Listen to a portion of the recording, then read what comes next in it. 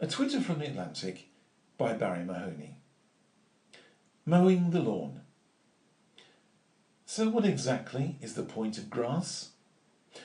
One of the household jobs that I used to hate in the UK was the weekly chore of cutting the grass.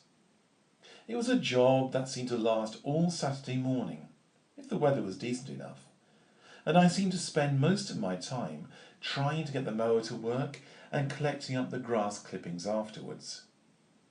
Edging the lawn, removing moss, clover and daisies seems such an unnecessary and time-consuming chore.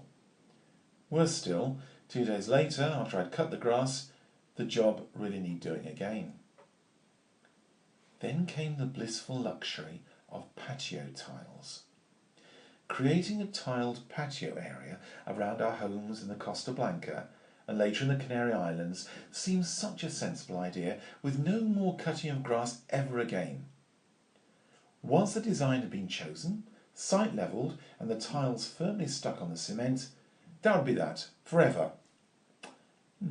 Red rain? Surely that would be an easy matter to sort out with a hosepipe. Sadly, this was not to be the case. I've watched neighbours struggle and become obsessed with the after effects of red rain in the Costa Blanca. At first it was rather amusing to watch the frenetic activity on neighbours' patios after a rainstorm. Patio furniture, tiles, steps, banisters and balustrades all had to be carefully washed and scrubbed within minutes of the rain stopping. After all, this red dust from the Sahara was pretty powerful stuff, and it seemed to get into places, cracks and crevices that you would not think possible. Then one of our neighbours discovered the idea of using agua fuerte, an acid that when diluted with water would bring back the showroom shine to the newly laid tiles. What a find that was!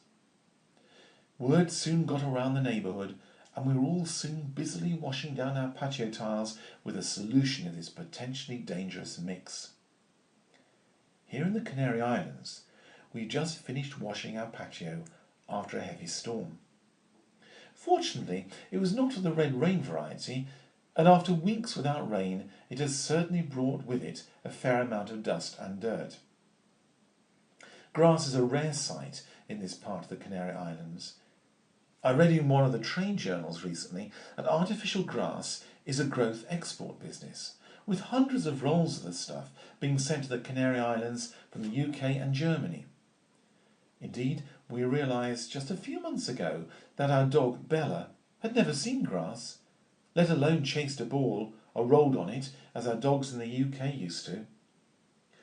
For a treat, we drove her to a park some distance from our home and watched her cavort, roll and play in this green paradise with the greatest of pleasure. Sadly, she also peed with excitement several times, and so my apologies go to the town hall for the brown patches that no doubt appeared on this carefully manicured lawn a few days later. Sitting on my patio chair, enjoying the last of the day's sunshine with a glass of wine, I hear the familiar sound of a lawnmower. It is from the neighbours who live just behind our property. They have a small patch of grass which is about the size of a large tablecloth. This little patch of Britain is carefully nurtured, watered, fed, fertilised and regularly cut with tremendous pride and great pleasure. They even use a rotary lawnmower to cut the grass when a large pair of kitchen scissors would be more than adequate, and the event is over in seconds. I breathe in the faint smell of newly mown grass, and my mind goes flooding back to those years of battling with a lawnmower in our Dorset garden. Do I miss it? Well, maybe I do feel a little nostalgic. I guess it just goes to prove that although you can take the Brit out of Britain, you can never take Britain out of the Brit. If you enjoyed this Twitter, have a look at my website, www.barriemahoney.com. Thank you for listening.